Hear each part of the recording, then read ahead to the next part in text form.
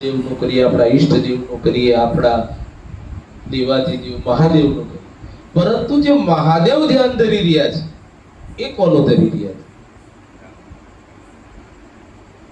એ પણ કારણ કે આની અંદર તો પાછું બતાવવામાં આવ્યું છે કે જે વિષ્ણુ અને બ્રહ્મા છે ને એ તો શિવના પુત્ર છે. શિવે એમને ઉત્પન્ન કરેલા છે. તો શિવ કોનું ધ્યાન ધરે છે? એ તો દેવાધિદેવ કીધો છે. એ પણ કોકનું ધ્યાન તો ધરે છે. એ કોનું ધ્યાન ધરે? આ બધા ગુણ રહસ્યો અને આની અંદર જે રુચિ રાખીએ ને, આપણે 2 મિનિટની વાત કરી પછી આપણે ચાલુ કરીએ. અમારા અમિતભાઈ જે ખરેખર આની અંદર જે પ્રસન્નતા બતાવી, એ પ્રસન્નતાની વાત છે ને સાહેબ, કેવું તમે જો એની પ્રેક્ટિસ રાખો ને, આની પ્રેક્ટિસ, તો આનાથી તમારો વિકાસ થશે, અધોગતિ નહીં થાય. ગતિ વધી જશે, સર્વાંગી વિકાસ થશે, પણ અધોગતિ નહીં થાય. કારણ કે આ બધું ધર્મનું કાર્ય છે. પણ તમે સામાન્ય રૂટીન જે રોજિંદુ આપણા કામ છે ને, એ કામમાં પણ જો ધ્યાન આપણે જો ધરીએ ને, તો સાહેબ એની અંદર આગળ વધીએ, પાછા ના પડીએ. એક ગામ હતું, એ ગામની અંદર એક મંદિર બહુ સરસ મજાનું બનાવ્યું હતું, અને એ મંદિરની અંદર કૃષ્ણ અને રામ આ બેની મૂર્તિ રાખી હતી. બેની મૂર્તિ રાખીને આ લોકો પૂજા વિધિ કરતા હતા. એટલે એક વખત ઇન્દ્ર ભગવાન જાતે આયા. ઇન્દ્ર ભગવાને આવીને કીધું કે ભાઈ તમે પૂજા કોની કરો છો? તો કે અમારા ઈષ્ટદેવ કૃષ્ણ અને રામચંદ્ર ભગવાનની. તો કે એ વાત તમારી સાચી, પણ તમને ખવાડે છે કોણ? તો કે ભાઈ ખવાડે તો અમે અનાજ ખાઈએ. તો શામાંથી આવે છે? એ તો કે અમારી ખેતી છે, અમે ખેતી પકવીએ છે ને એમાંથી અનાજ મળે છે ને એમાંથી ખાઈએ. તો ખેતી કોણ પકવે છે ભાઈ? તો કે વરસાદ આવે એટલા માટે. તો વરસાદ કોણ આપે છે? વરસાદ હું આપું છું, કે ઇન્દ્રદેવ. તો કે તમારે મારું પૂજન કરવું જોઈએ. રામ ને કૃષ્ણની મૂર્તિ બહાર કાઢો અને મારી મૂર્તિ રાખો. પેલા ગામ વાળા કે ભાઈ તમારે જે કરવું હોય કરો ઇન્દ્રદેવ, પણ અમે અમારા ઈષ્ટદેવની મૂર્તિ બહાર નહીં કાઢીએ. તો ઇન્દ્રદેવે ગુસ્સામાં આવીને કીધું કે જાઓ, 5 વર્ષ સુધી હું તમારા ગામ પર વરસાદ જ નહીં પડવા દઉં. પેલા ગામ વાળા બધાએ કીધું કે ભાઈ કાંઈ નહીં, તમે વરસાદ ન પડવા દો તો કોઈ ચિંતા નહીં, પણ અમે અમારા ઈષ્ટદેવને નહીં કાઢીએ. આમ કહીને ઇન્દ્રદેવ જતા રહ્યા. ગામ વાળા થોડાક દિવસ થયા, ગામ વાળા હલવાણા સાહેબ, ચાલો આપણે બોલી તો ગયા, પણ 5 વર્ષ સુધી થાય નહીં તો આપણે કરીશું શું? આપણા બાળકો, આપણો ઘર પરિવાર તો ભૂખે મરશે. તો કે ચાલો આપણે ઇન્દ્રને પાછા પ્રસન્ન કરીએ. ઇન્દ્રદેવને પ્રસન્ન કર્યા. ઇન્દ્રદેવને કીધું કે પ્રભુ અમારી ભૂલ થઈ ગઈ, પણ કે હવે આમાંથી અમને કઈ નિવારણ કરો ને અમારા ગામમાં વરસાદ પડે એવું કરો. તો કે જો તમારે આનું નિવારણ કરવું હોય તો તમે શિવજીને પ્રસન્ન કરો, શિવજી પાસે જાઓ અને શિવજી પાસે જઈને પ્રસન્ન કરી અને શિવજીને કહો કે તમારું ડમરું વગાડો તો જ હું અહીંયા આગળ વરસાદ પડવા દઈશ. આવું કીધું ઇન્દ્રદેવે પેલા ગામવાળાઓ. એટલે ગામવાળા તો શિવજી કને પહોંચવા માંડ્યા. શિવજી કને પહોંચવા માંડ્યા એટલે ઇન્દ્રને થયું કે સાલો શ્રાપે મેં આપ્યો અને એનું નિવારણ મેં કરું. એનો ઈગો હટ થયો. ઈગો એટલે અહંકાર. ઇન્દ્રનો ઈગો હટ થયો. એટલે કે ના ના ના, આ ના થવું જોઈએ. એટલે જેવા ગામવાળા પહોંચતા હતા ત્યાં પહેલા ઇન્દ્રદેવ પહોંચી ગયા શંકર ભગવાન કને, અને શંકર ભગવાનની સ્તુતિ કરી. આ તો ભોળોનાથ છે, આ તો ભોળિયો ભગવાન છે. તો તરત જે ધ્યાનથી પ્રસન્ન કરે ને તે પ્રસન્નતા થઈ જાય. એટલે ભોળા ભગવાન ઇન્દ્રદેવની પ્રસન્નતા થઈને પ્રસન્ન થયા. તો બોલો ઇન્દ્રદેવ શું જોઈએ? તો કે મારે એક જ વરદાન જોઈએ કે તમે 5 વર્ષ સુધી ડમરું ના વગાડશો. ભગવાન કે તથાસ્તુ. એટલે ભગવાને તથાસ્તુ કે જુદું પતી ગયું. જેવા ઇન્દ્રદેવ ગયા એટલે પેલા ગામવાળા આવી ગયા. ગામવાળાએ આરાધના કરી, ભગવાન પ્રસન્ન થયા. ભગવાને કીધું બોલો ભાઈ ગામ તમારે શું જોઈએ? તો કે પ્રભુ અમારે બીજું કઈ નથી જોતું, તમે તમારું ડમરું વગાડો. ભગવાન કે ખોટી વાત, મેં વરદાન આપી દીધું છે, હવે થાય નહીં. એટલે ઓલા કે પ્રભુ આ કેવું છે કે આ તમારી અગાઉ વરદાન મેં આપવાનું તો આપી દીધું, હવે 5 વર્ષ સુધી હું ડમરુના હાથ નહીં લગાવું. પેલા લોકો સમજી ગયા ગામવાળા કે પોલિટિક્સ બરાબર ચાલી રહી છે, આપણે પાછા રિટર્ન થાવ. પાછા ગામમાં આવી ગયા. ગામમાં આવીને કે હવે આપણે 5 વર્ષ આ દુકાળ સહન જ કરવાનો છે, બીજું શું કરવાનું? એ ગામની અંદર એક એવો ડાયો સાણો વ્યક્તિ હતો. એ વ્યક્તિ ખેતરમાં વાવણી કરવા લાગી ગયો હતો. એટલે ગામવાળા બધા કે તું ગાંડો થઈ ગયો છે ભાઈ, 5 વર્ષ સુધી વરસાદ આવવાનો નથી અને તું આ વાવણી કરે છે, શું કામની? એટલે પેલા ભાઈએ કીધું કે જે સમજદાર વ્યક્તિ હતો એને કે ભાઈ હું જાણું છું કે 5 વર્ષ સુધી વરસાદ નહીં આવે, હું જાણું છું કે આ વાવણી કર્યા પછી કાંઈ ઉગવાનું નથી, પરંતુ વાવણી કરવી એ મારી ફરજ છે, મારી જમીન છે, અને આ જો કામ કરવાનું હું 5 વર્ષ સુધી નહીં કરું અને હું આ મહેનત કરવાનું જો ભૂલી જઈશ અને આ મહેનત કરવાનું ભૂલી જઈને ફરી આ ખેતી કામ મને નહીં આવડે અને પછી વરસાદ આવશે તો શું કરીશ? સાહેબ, આ વાત જે હતી એ સામાન્ય વાત છે, પણ આ વાત સીધી કૈલાસ પર્વત પર પહોંચી ગઈ સાહેબ.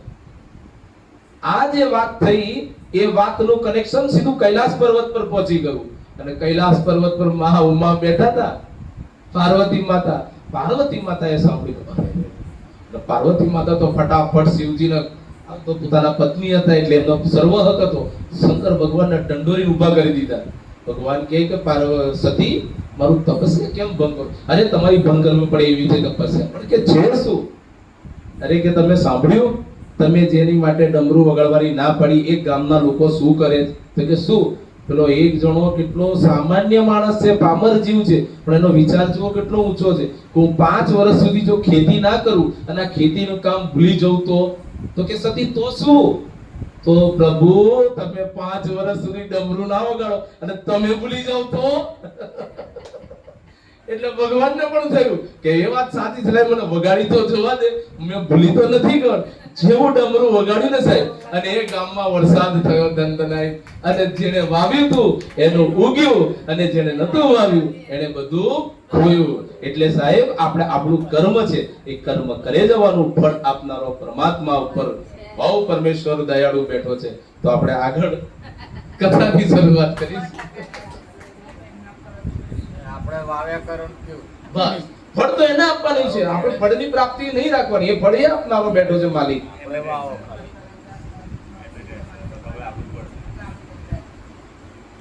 તો હવે આપણે અધ્યાય નંબર 25 ની શરૂઆત કરીશું. તો 25મા અધ્યાયની અંદર રુદ્રાક્ષ ધારણનો મહિમા અને વિવિધ ભેદોનું વર્ણન કરવામાં આવ્યું છે. એને આપણે ગ્રહણ કરી અને આપણે એને સાંભળીશું શાંતિપૂર્વક. તો સુધજી કહે છે, હે મહાયક, હે મહાપ્રાજ્ઞ, હે મહામતી, હે શિવરૂપ શૌનક, હવે હું સંક્ષેપમાં રુદ્રાક્ષનું મહાત્મય બતાવી રહ્યો છું, તે સાંભળો. રુદ્રાક્ષ શિવને બહુ જ પ્રિય છે, એને પરમ પાવન સમજો. રુદ્રાક્ષના દર્શનથી, સ્પર્શથી તથા એના પર જપ કરવાથી તે સમસ્ત પાપોનું અપહરણ કરનાર મનાય છે. હે મુને, પહેલે પરમાત્મા શિવ સમસ્ત લોકોનો ઉપકાર કરવા માટે દેવી પાર્વતીની સામે રુદ્રાક્ષના મહિમાનું વર્ણન કર્યું હતું. શિવજી ભગવાન બોલ્યા, હે મહેશ્વરી શિવે, હું તમારા પ્રેમવશ ભક્તોના હિતની કામનાથી રુદ્રાક્ષના મહિમાનું વર્ણન કરું છું, તે સાંભળો. તો તે શિવ છે એ આ રુદ્રાક્ષના મહિમાનું આપણને સમજાવી રહ્યા છે શિવ પુરાણના નિમિત્તે. તો હે મહેશાની, પૂર્વકાળની વાત છે કે હું મનને સંયમમાં રાખીને હજારો દિવ્ય વર્ષો સુધી ઘોર તપસ્યામાં હતો. એક દિવસે અચાનક મારું મન ક્ષુબ્ધ થઈ ગયું. હે પરમેશ્વરી, હું સંપૂર્ણ લોકનો ઉપકાર કરનાર સ્વતંત્ર પરમેશ્વર છું, તેથી એ વખતે મેં લીલાવશ જ બંને નેત્રો ખોલ્યા. ખોલતા જ મારા મનોહર નેત્રપુરોમાંથી થોડાક જળબિંદુ સરી પડ્યા. આંસુના એ બિંદુમાંથી ત્યાં રુદ્રાક્ષ નામ વૃક્ષ પેદા થઈ ગયું. ભક્તો પર અનુગ્રહ કરવા માટે તે અશ્રુ બિંદુ સ્થાવર ભાવને પ્રાપ્ત થઈ ગયા. એ રુદ્રાક્ષ મેં વિષ્ણુ ભક્તોને તથા ચારે વર્ણમાં વહેંચી દીધા. ભૂતલ પર મારા સ્વયંના પ્રિય રુદ્રાક્ષને મેં ગોડ દેશમાં ઉત્પન્ન કર્યા. મથુરા, અયોધ્યા, લંકા, મલયાચલ, શાહગીરી, કાશી તથા અન્ય દેશોમાં પણ એના અંકુર લગાવ્યા. આ જે નામ કીધા જે જિલ્લાઓ, એની અંદર રુદ્રાક્ષ નું ઝાડ થાય છે, બાકી એના સિવાય બીજું નથી. અને રુદ્રાક્ષ એ ક્યાંથી બન્યું? એ શિવજી મહારાજે કીધું કે જ્યારે એ આવી રીતના તપસ્યામાંથી જ્યારે એ પેલા એ થઈ ગયા, ના એ આંખમાંથી આંસુ પડે પણ એનું અપહરણ થયું હોય એવું એમને લાગ્યું. એ વખતે એમણે જે એમના બે નેત્રો છે એ નેત્રો ખોલ્યા. એ નેત્રોમાંથી જે અશ્રુબિંદુ પડ્યા એ બિંદુમાંથી રુદ્રાક્ષનું ઝાડ ઉત્પન્ન થયું અને ત્યાંથી એ રુદ્રાક્ષ એટલે શિવનું જ છે. એટલે શિવે એનું મહિમા કહી રહ્યા છે. એ ઉત્તમ રુદ્રાક્ષ અસહ્ય પાપ સમૂહનું ભેદન કરનાર અને શ્રુતિઓના પણ પ્રેરક છે. મારી આજ્ઞાથી તે બ્રાહ્મણ, ક્ષત્રિય, વૈશ્ય અને શૂદ્ર જાતિના ભેદથી આ પૃથ્વી પ્રગટ થયા. રુદ્રાક્ષની જ જાતિના શુભાક્ષ પણ છે. એ બ્રાહ્મણ આદિ જાતિવાળા રુદ્રાક્ષોના વર્ણ શ્વેત, રક્ત, પિત્ત અને કૃષ્ણ જાણવા જોઈએ. મનુષ્યો માટે એ જાણવું આવશ્યક છે કે ક્રમશઃ વર્ણ અનુસાર પોતાની જાતિનો જ રુદ્રાક્ષ ધારણ કરે. ભોગ અને મોક્ષની ઈચ્છાવાળા ચારે વર્ણોના લોકો અને વિશિષ્ટ શિવ ભક્તોએ શિવ પાર્વતીની પ્રસન્નતા માટે રુદ્રાક્ષના ફળોને અવશ્ય ધારણ કરવા જોઈએ. આમળાના ફળ જેટલા જો રુદ્રાક્ષ હોય તે ફળ તે શ્રેષ્ઠ ગણાય છે. જે બોર જેવડા હોય તે મધ્યમ શ્રેણીના કહેવાય અને જે ચણા જેવડા હોય એમની ગણના નિમ્ન કોટીમાં થાય છે. હવે એની ઉત્તમતા પરખવાની બીજી ઉત્તમ પ્રક્રિયા બતાવવામાં આવે છે. આ બતાવવાનો ઉદ્દેશ છે ભક્તોની હિત કામના. હે પાર્વતી, તમે સારી રીતે આ વિષયને સાંભળો. હે મહેશ્વરી, જે રુદ્રાક્ષ બોર જેવડા હોય તે આટલા નાના હોવા છતાં પણ લોકમાં ઉત્તમ ફળ પ્રદાયક તથા સુખ સૌભાગ્યની વૃદ્ધિ કરનારા છે. જે રુદ્રાક્ષ આમળા જેવડા હોય તે સમસ્ત અરિષ્ટોના વિનાશક છે. જે ચણોઠી જેવડા નાના હોય તે સંપૂર્ણ મનોરથ અને ફળોની સિદ્ધિ કરવા વાળા છે. રુદ્રાક્ષ જેમ જેમ નાના હોય તેમ તેમ અધિક ફળ આપનારા હોય છે. એક એક મોટા રુદ્રાક્ષથી એક એક નાના રુદ્રાક્ષને વિદ્વાનોએ 10 ગણું અધિક ફળ આપનાર માન્યા છે. પાપનો નાશ કરવા માટે રુદ્રાક્ષ ધારણ જરૂરી ગણાય છે. તે નિશ્ચય જ ઈચ્છિત મનોરથનો સાધક છે. તેથી તેને અવશ્ય ધારણ કરવો જોઈએ. હે પરમેશ્વરી, લોકમાં મંગળમય રુદ્રાક્ષ જેવું ફળદાયક જણાય છે એવું ફળદાયી રુદ્રાક્ષની માળા જેવી બીજી કોઈ માળા જણાતી નથી. સમાન આકારવાળા ચીકણા, મજબૂત, સ્થૂળ, કંટકયુક્ત એટલે ઉપસી આવેલા નાના નાના દાણાવાળા અને સુંદર રુદ્રાક્ષ અભિલષિત પદાર્થને આપે છે અને ભોગ મોક્ષ પ્રદાયક છે. જેમાં કીડાઓ પડવાથી દૂષિત થયા હોય, તૂટેલા જેમાં દાણા ઉપસેલા ન હોય, જેમાં ઘા જેવું જણાય અને જે પૂરેપૂરા ગોળ ન હોય એવા 5 પ્રકારના રુદ્રાક્ષ ત્યાજ્ય છે. જે રુદ્રાક્ષમાં દોરી પરોવવા જેટલું યોગ્ય છિદ્ર આપોઆપ હોય એ જ અહીં ઉત્તમ મનાય છે. રુદ્રાક્ષમાં છે ને સાહેબ, જો બીજી એક વસ્તુ કે રુદ્રાક્ષ જ્યારે પણ પડે ને એની અંદર જે છેદ આવે ને એ સીધું શિવના આશીષથી જ આવતું હોય. એમાં આપણે કોઈને છેદ કરવાનું આવતું નથી. એટલે છેદેલું રુદ્રાક્ષ હોય ને એ જ સાચું રુદ્રાક્ષ મનાય. પછી આપણે જે આખું રુદ્રાક્ષ પેલા લોકો આપી દે ઝાડના મૂળિયા હાથે, આપણે પેલા ડાળીઓ હાથે, એમાં કાણું હોતું નથી. એ સમજો કે બધા ડુપ્લિકેટ. આજે ઓરિજિનલ રુદ્રાક્ષની આપણને પરત બતાવી છે કે ઓરિજિનલ રુદ્રાક્ષ કેવો હોવો જોઈએ. એનું ડાયરેક્ટ ઝાડ જે આમાંથી પડે ને એમાંથી જ છિદ્ર વાળું આવે કે એમાં આપણે દોરી પરોવી શકીએ. આમાં શિવ મહાપુરાણની અંદર એવી જેમાં મનુષ્ય દ્વારા કાણું પાડવામાં આવ્યું હોય તે મધ્યમ ગણાય છે. રુદ્રાક્ષ ધારણ મોટા પાતકોને નષ્ટ કરે છે. આ જગતમાં 1100 રુદ્રાક્ષ ધારણ કરીને મનુષ્ય જે ફળ પ્રાપ્તિ કરે છે એનું વર્ણન સેંકડો વર્ષોમાં પણ કરી શકાતું નથી. બુદ્ધિમાન પુરુષ 550 રુદ્રાક્ષના દાણાનો સુંદર મુકટ બનાવી લે અને એને શિર પર ધારણ કરે છે. 300 360 દાણાને લાંબી દૂરીમાં પરોવીને એક હાર બનાવી લેવો જોઈએ. એવા 3 હાર બનાવીને ભક્તિપરાયણ પુરુષ એની ચનોઈ તૈયાર કરી અને યથાસ્થાન ધારણ કરવી જોઈએ. આજે બધી મહિમા બતાવી છે ને સાહેબ, આ ફક્કડ સાધુઓની બતાવી. આપણે એવો મુગટ ના બનાવી શકીએ. આ બધા ફક્કડ સાધુ કે જે ગિરનારની અંદર બેઠા છે, એ ગિરનારી સંતો આ બધું કરે છે. આજે વર્ણન કર્યું, મેં આ બધા વર્ણનને જોયેલા છે. સાધુ સંતો કેટલા તો આખા શરીરે રુદ્રાક્ષ લપેટેલો હોય, કેટલા તો માથાની જટામાં જે એટલા વાળ હોય ને એટલા વાળ, કે વાળ જો ખોલે ને સાહેબ તો અહીંથી, અને આપણે પેલું સામે કહ્યું પેલું રિયા કે છે, રિયા, એ રિયા ઓછું પડે એનાથી લાંબા વાળ હોય. અહીંથી બેઠો બેઠો સાધુ ખોલે, વાળની લંબાઈ એની એટલી પહોંચે, અને એટલી લંબાઈની અંદર રુદ્રાક્ષ લપેટેલા હોય સાહેબ. પણ એ બધા ફક્કડ સાધુઓની વાત છે. આ પછી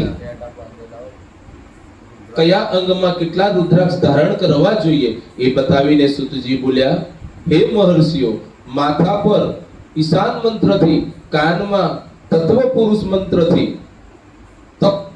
તત્પુરુષ મંત્રથી, ગળામાં અને હૃદયમાં અઘોર મંત્રથી રુદ્રાક્ષ ધારણ કરવો જોઈએ. વિદ્વાન પુરુષ બંને હાથોમાં અઘોર બીજ મંત્રથી રુદ્રાક્ષ ધારણ કરે. પેટ ઉપર વામદેવ મંત્રથી 15 રુદ્રાક્ષ દ્વારા ગૂંથેલી માળા ધારણ કરે, અથવા અંગો સહિત પ્રણવનો 5 વાર જપ કરીને રુદ્રાક્ષની 3, 5 અથવા 7 માળાઓ ધારણ કરે, અથવા મૂળ મંત્ર નમઃ શિવાય થી જ સમસ્ત રુદ્રાક્ષને ધારણ કરે. રુદ્રાક્ષધારી પુરુષ પોતાના ખાનપાનમાં મદિરા, માંસ, લસણ, પ્યાજ, સહીજન એટલે સરગવો, આ સરગવો કહીએ ને એ સહીજન એટલે સરગવો, લીસોડા વગેરેને ત્યાગી દે. બહુ અત્યંત અને બહુ જ ગુડ વસ્તુ જાણવા જેવી છે. કારણ કે આપણે ગમે ત્યારે ગમે તે રુદ્રાક્ષ તો બધા શિવ ભક્તો ધારણ કરે છે, પણ આમાં શિવ પુરાણમાં કીધું છે કે જો રુદ્રાક્ષ ધારણ કરતા હોય તો ખાલી માંસ નહીં, પણ એના પછીના જે બીજા ફળ ફળાદી પણ ક્યારે જે શાકાહારી જે શાકભાજી કીધા એ પણ છોડવા પડે છે, એનો પણ ત્યાગ કરી દેવો પડે. આની અંદર શિવ પુરાણમાં ચોખ્ખું કીધું છે સાહેબ કે આ જો ધારણ કરીએ તો ખાનપાનમાં મદિરા, દારૂ, માંસ, લસણ, પ્યાજ,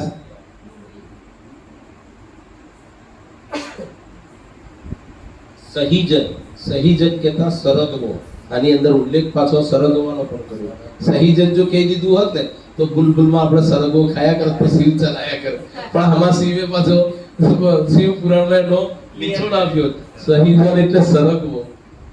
લીસોડો અથવા લીસોડો જે આપ્યું છે, લીસોડા, હવે લીસોડા એ શું છે એ આપણે નથી જાણતા અને એનો ઉલ્લેખ નથી આપ્યો, એટલે આપણે એ કદાચ લીસોડા જગ્યા પર ગિલોડા હોય તો ખાઈ લેવાય, એમાં શિવ કને છૂટાઈ જઈએ, પણ આમાં ના છૂટાય સાહેબ. વગેરેને ત્યાગી દે. હે ગિરિરાજ નંદિની, હે ગિરિરાજ નંદિની ઉમે શ્વેત રુદ્રાક્ષ કેવળ બ્રાહ્મણોએ જ ધારણ કરવો.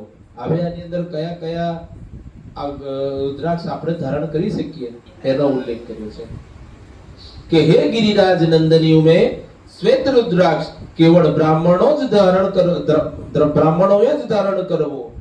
ઘેરાલાલ રંગનો રુદ્રાક્ષ ક્ષત્રિયો માટે હિતકારક ગણાયો છે.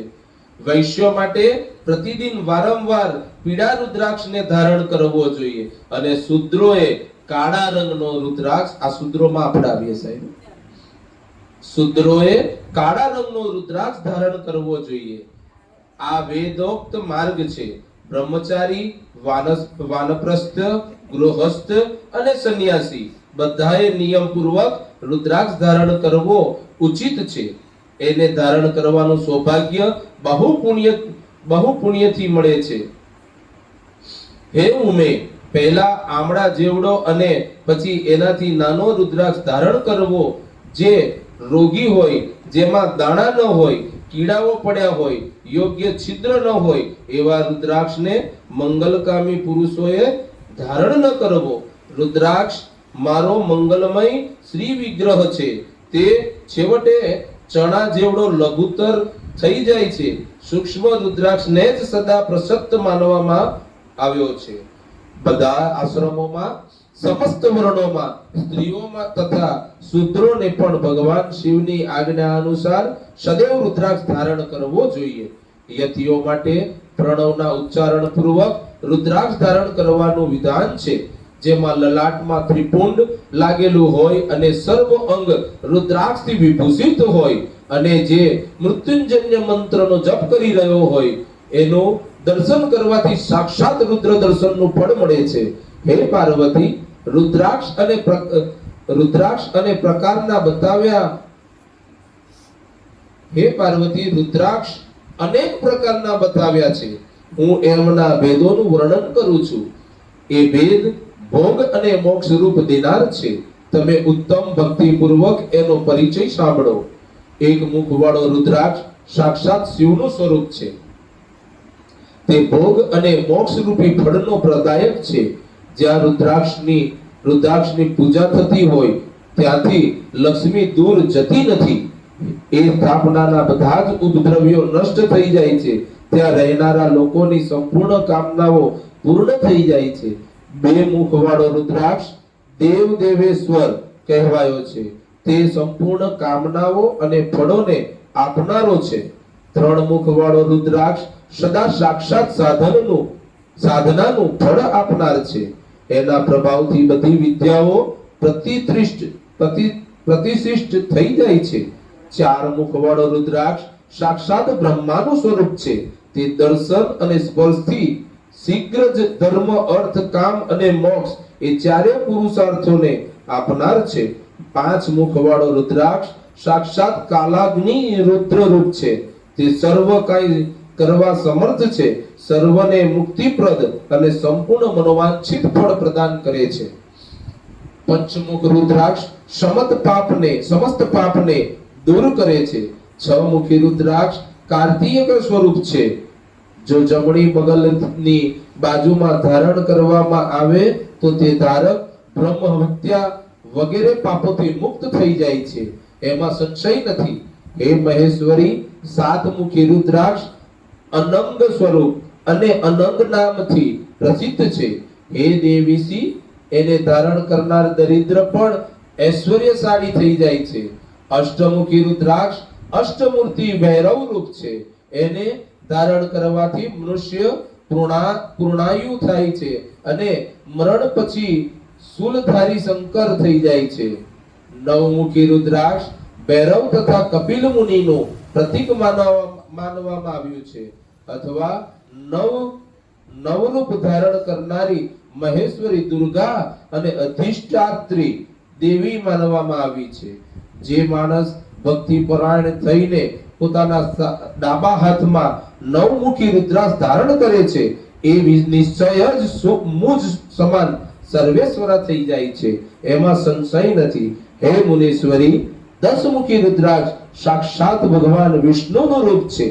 હે દેવસી, એને ધારણ કરવાથી મનુષ્યની સંપૂર્ણ કામનાઓ પૂર્ણ થઈ જાય છે. હે મહેશ્વરી, 11 મુખી જે રુદ્રાક્ષ છે તે રુદ્ર સ્વરૂપ છે.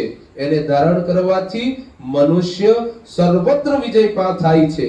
12 મુખવાળો રુદ્રાક્ષ કેશમાં ધારણ કરવો જોઈએ. એને ધારણ કરવાથી જાણે મસ્તક પર 12 આદિત્ય વિરાજમાન થઈ જાય છે. 13 મુખવાળો રુદ્રાક્ષ વિશ્વ દેવાનું સ્વરૂપ છે. એને ધારણ કરીને મનુષ્ય મનોવાંછિત ને પ્રાપ્ત કરે છે તથા સૌભાગ્ય અને મંગળનો લાભ કરાવે છે. 14 મુખવાળો રુદ્રાક્ષ તે પરમ શિવ રૂપ છે અને ભક્તિભાવ પૂર્વક મસ્તક પર ધારણ કરો. એનાથી સર્વ પાપ નષ્ટ થઈ જાય છે. હે ગિરિરાજ કુમારી, આ પ્રકારના મુખોના ભેદથી રુદ્રાક્ષના 14 ભેદ દર્શાવ્યા છે. હવે તમે ક્રમશઃ તે રુદ્રાક્ષોને ધારણ કરવાના મંત્રોને પ્રસન્નતાપૂર્વક સાંભળો. ઓમ હિમ નમઃ એક. બીજો મંત્ર છે ઓમ નમઃ. ત્રીજો મંત્ર છે ઓમ ક્લૈમ નમઃ. ચોથો મંત્ર છે ઓમ હિમ નમઃ. પાંચમો મંત્ર છે ઓમ હિમ નમઃ. છઠ્ઠો મંત્ર છે ઓમ હિમ હોમ નમઃ. સાતમો મંત્ર છે ઓમ હુમ નમઃ. આઠમો મંત્ર છે ઓમ હુમ નમઃ. નવમો મંત્ર છે ઓમ હિમ હોમ નમઃ. દસમો મંત્ર છે ઓમ હિમ નમઃ. 11મો મંત્ર છે ઓમ હિમ હુમ નમઃ. 12મો મંત્ર છે ઓમ કૌમ સૌમ રૌમ નમઃ. 13મો નંબર છે 13મો મંત્ર છે ઓમ હ્રીમ નમઃ. 14મો મંત્ર ઓમ નમઃ. આ 14 મંત્રો દ્વારા ક્રમશઃ 1 થી લઈને 14 મુખવાળા રુદ્રાક્ષને ધારણ કરવાનું વિધાન છે. સાધક માટે જરૂરી છે કે તે નિદ્રા અને આળસ છોડીને શ્રદ્ધા ભક્તિથી સંપન્ન થઈને સંપૂર્ણ મનોરથથી સિદ્ધિ માટે ઉક્ત મંત્રો દ્વારા તે રુદ્રાક્ષને ધારણ કરે. રુદ્રાક્ષની માળા ધારણ કરેલ પુરુષને જોઈને ભૂત પ્રેત પિશાચ ડાકીની શાકીની અને અન્ય જે દ્રોહકારી રાક્ષસ વગેરે છે તે બધા દૂર ભાગી જાય છે. જે કૃત્રિમ અભિચાર વગેરે પ્રયુક્ત થાય છે તે સર્વ રુદ્રાક્ષધારીને જોઈને સશંક થઈને દૂર ખસી જાય છે. હે પાર્વતી, રુદ્રાક્ષ માળાધારી પુરુષને જોઈને હું શિવ, ભગવાન વિષ્ણુ, દેવી દુર્ગા, ગણેશ તથા સૂર્ય અને અન્ય દેવતા પણ પ્રસન્ન થઈ જાય છે. હે મહેશ્વરી, આ રીતે રુદ્રાક્ષનો મહિમા જાણીને ધર્મની વૃદ્ધિ માટે ભક્તિપૂર્વક પૂર્વોક્ત મંત્રો દ્વારા વિધિવત એમને ધારણ કરવા જોઈએ. હે મુનીશ્વરી, ભગવાન શિવે દેવી પાર્વતીની સામે જે કંઈ કહ્યું હતું એ બધું તમારા પ્રશ્નને અનુસાર મેં કહી સંભળાવ્યું. હે મુનીશ્વરો, મેં તમારી સમક્ષ આ વિધેશ્વર સંહિતાનું વર્ણન કર્યું છે. આ સંહિતા